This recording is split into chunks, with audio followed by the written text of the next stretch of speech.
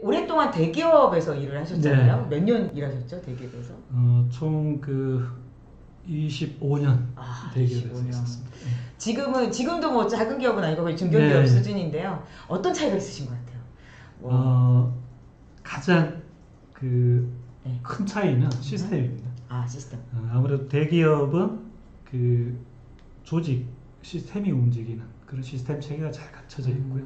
기업 규모가 작아질수록 이런 시스템보다는 사람이 직접 운영하고 또 사람이 직접 컨트롤해야 되는 이런 쪽이 가장 큰 차이고요. 특히 이제 특정 인력들이 공백이 생겼을 때 그 공백을 자연스럽게 메꿀 수 있는 게 이제 대기업 시스템의 힘이고요. 기업이 작을수록 특정 직무 담당이 공석이 생기면 그 직무 공백을 메꾸는 게 굉장히 쉽지가 않습니다. 그 차이가 제일 크고요. 또 하나가 있다면 시스템과 사람의 차이다 보니까 중소기업으로 올수록 인재 한 명이 차지하는 중요성이 굉장히 큰 게 가장 큰 차이라면 차이입니다. 그럼 그게 장점이 될 수도 있고 단점이 될 수도 있겠네요? 네, 그렇습니다. 네. 맞습니다. 그러니까 사람이 굉장히 중요하기 때문에 어떻게 보면 중소기업이나 이런 데 훨씬 더 많은 역량을 갖출 수도 있겠고요. 쉽게 말하면 여러 가지 멀티가 될 수도 있고 또 한편으로 너무 맞습니다. 많은 여러 가지 일을 해야 되는 것도 있고 어떤 게 더 낫다 좋다가 아니겠지만 그럼 강점의 부분에서는 대기업은 어떤 것 같으세요?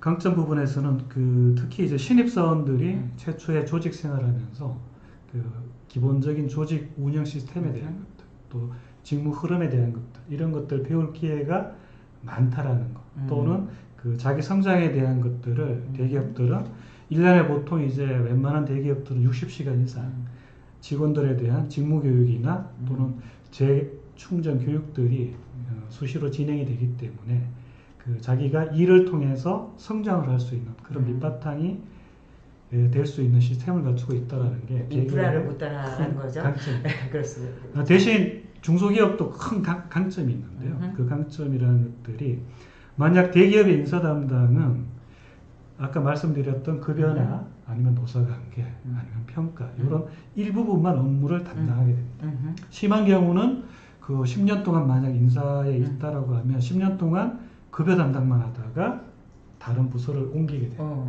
절름발이가 될 수 있거든요. 그런데 중소기업들은 그렇게 급여나 복지 또는 노무 이렇게 구분할 인력 인프라가 크질 않습니다. 그래서 한 명이 인사에 있는 5개 직무 영역을 다 수행을 해야 됩니다. 그래서 오히려 인사 전체를 숲을 볼 수 있는 그런 기회, 또 직무 하나하나에 대해서 실무자로서 역량을 높일 수 있는 그런 직종이 있다면 바로 중소기업입니다. 그러니까 어느 게 낫다 좋다 물론 이제 대기업이 가지고 있는 복지나 또 아까 교육의 환경들은 굉장히 매력적이지만 한편으로 보면 어떤 직무 역량을 쌓는 되게 한정적인 부분이 있다. 맞습니다. 이렇게 정리할 수 있을 것 같고 중소기업은 그런 점에서는 굉장히 역량을 다양하게 쌓아가는 데는 경험과 업력이 될 수도 있다. 그래서 이런 부분이고요. 어쨌든 요즘 같은 경우 굉장히 중요하게 생각하는 게 다른 거보다는 기획부터 나중에 끝까지 영업, 판매까지 다 할 수 있는 것들의 능력들을 따지기 때문에 사실 그런 것들도 굉장히 한번 고려해봐야 되는 부분인 것 같아요. 그래서 여기 지금 댓글 중에 잠깐 온 것 중에는 중소에서 경력 쌓고 중고신입이라고 얘기 많이 하거든요. 올드루키라고. 네, 그렇죠. 이런 것들을 어떻게 생각하시나요? 이렇게 질문이 나왔는데요. 저는 제가 오늘 말씀드릴 내용 중에 하나가 바로 지금 질문하셨던 이런 부분인데요. 저는 최근에 취업 특강 가면 이런 말씀을 학생들한테 많이 해줍니다. 제 표현을 빌자면 경력 사다리 또는 경력 징검다리라고 표현하는데요. 지금 구직자분께서 지원하신 것처럼 만약 어떤 특정 구직자가 삼성에 인사를 하고 싶습니다. 근데 신입사원이 삼성의 인사팀에 들어가서 급여나 또는 노사관계 담당 이런 것들을 한다라는 거는 잘 채용도 안 하지만 설령 채용을 한다 손 치더라도 아마 낙타가 바늘구멍 통과하는 것보다 훨씬 더 어려울 겁니다. 근데 이럴 경우 어떤 전략이 저는 유효하다고 판단하느냐 하면요. 제가 좀 전에 진행자분하고도 그런 말씀 나눴지만은 대기업의 인사는 나무 한 그루밖에 볼 수 없습니다. 대신 중견기업 또는 중소기업 가서 내가 원하는 인사를 맡겨줄 수 있는 그런 작은 기업, 급여도 작고 규모도 작지만은 내가 정말 원하는 직무를 마음껏 하게 해줄 수 있는 그런 중견기업이 있다라고 하면 그런 쪽 가셔서 인사를 전체 수풀 2년 내지 3년 정도 보시고 그런 경험들을 토대로 해서 삼성 인사에 지원을 했을 때 아마 처음부터 삼성 지원하는 것보다는 합격할 수 있는 확률이 저는 100배 이상 훨씬 더 높아진다라고 확신합니다. 그래서 최근에는 예전에 30년 전에는 그 특정 나이 이상의 구직자들이 신입사원으로 입사하면 그 나이 자체가 굉장히 페널티였습니다. 그렇죠. 근데 지금은 아닙니다. 올드루키일지라도 그 공백 기간 동안 특정 다른 후보 구직자들보다 연령이 3살, 4살 많더라도 그 기간 동안 특정 직무 경력을 충분히 갖고 있다고 하면 오히려 그런 것들이 큰 강점으로 작용을 하는 게 최근의 채용 트렌드입니다. 그래서 얼마든지 경력 사다리, 경력 징검다리는 저는 좋은 전략으로 추천해 드리고 싶습니다. 하긴 뭐 요즘은 근데 워낙 뭐 대기업이든 워낙 채용이 네. 폭이 줄어서 힘들긴 하지만 하여튼 공통적으로는 그런 것 같아요.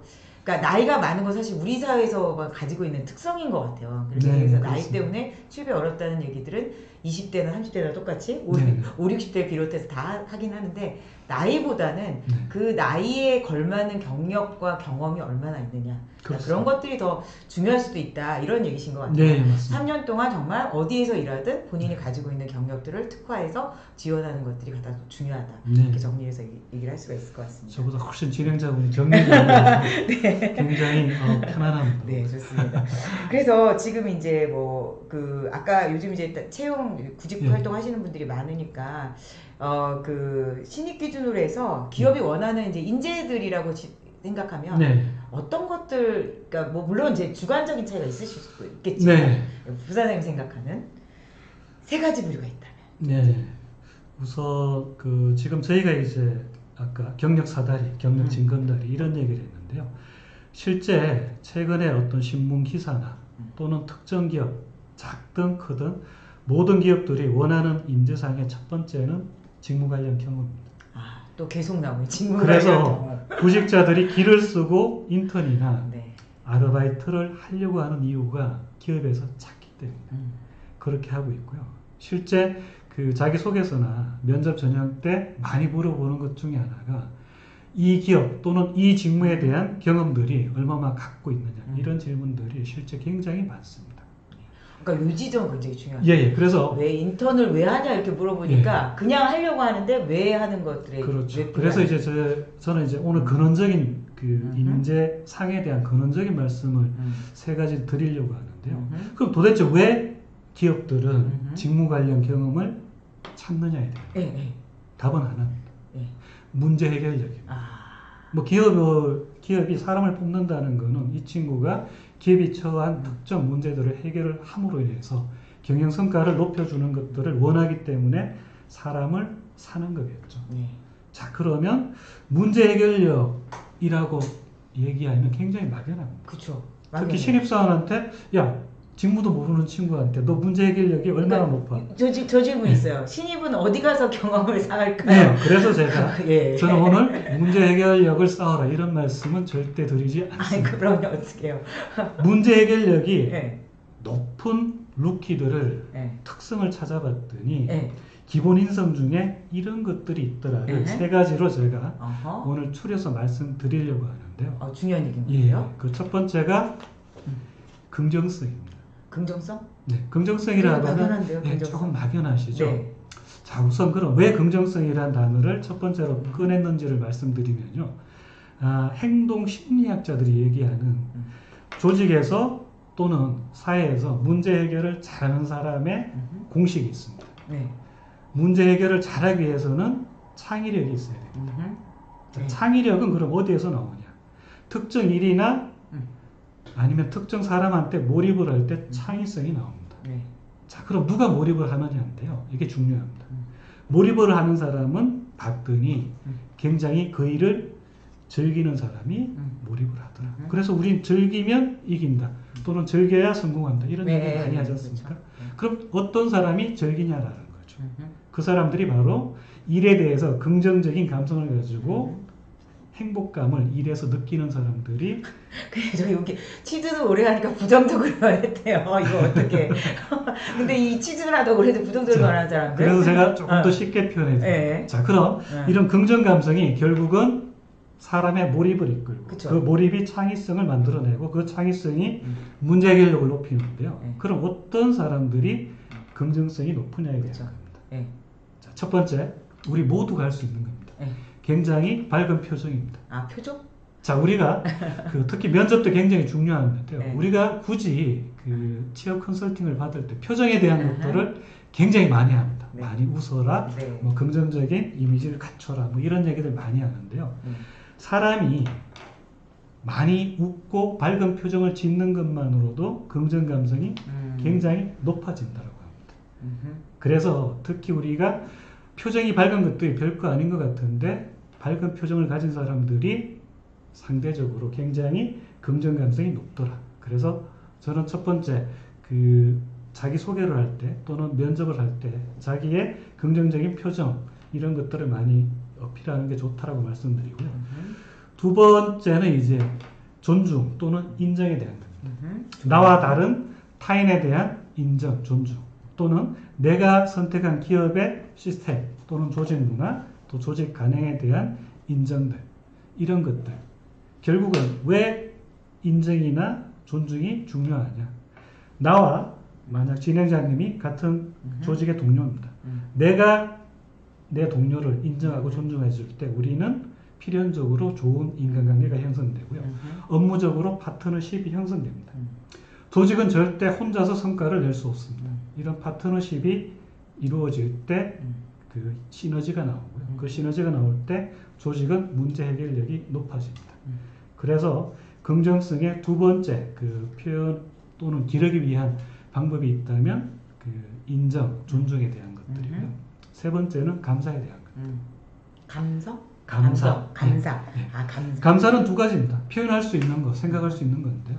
생각만 하는, 표현하지 않고 생각만 하는 감사는 감사가 아니라고 말씀드립니다. 그래서 영원하는 감사. 현재 내가 있기까지 내 주변 사람들에 대한 감사의 마인드, 또 감사를 표현할 수 있는 것들이 조직 생활에서 어디로 연결되냐면요. 고객 서비스 마인드로 연결이 됩니다. 나한테 월급을 주는 사람이 고객이 아니겠습니까? 그런 고객에 대한 감사 마인드를 가질 수 있다는 것은 긍정성의 굉장히 높은 그 평가 요소 중에 하나입니다. 그래서 그 지금 진행자님이 질문하셨던 인재의 첫 번째 제가 생각하는 아주 핵심 DNA가 있다면 첫 번째는 긍정성입니다. 그 긍정성을 뭘로 우리는 읽어낼 거냐에 대한 거, 유추해낼 거냐에 대한 건데 그게 첫 번째가 그 밝은 표정이라고 말씀드렸고요. 두 번째는 인정, 존중에 대한 겁니다.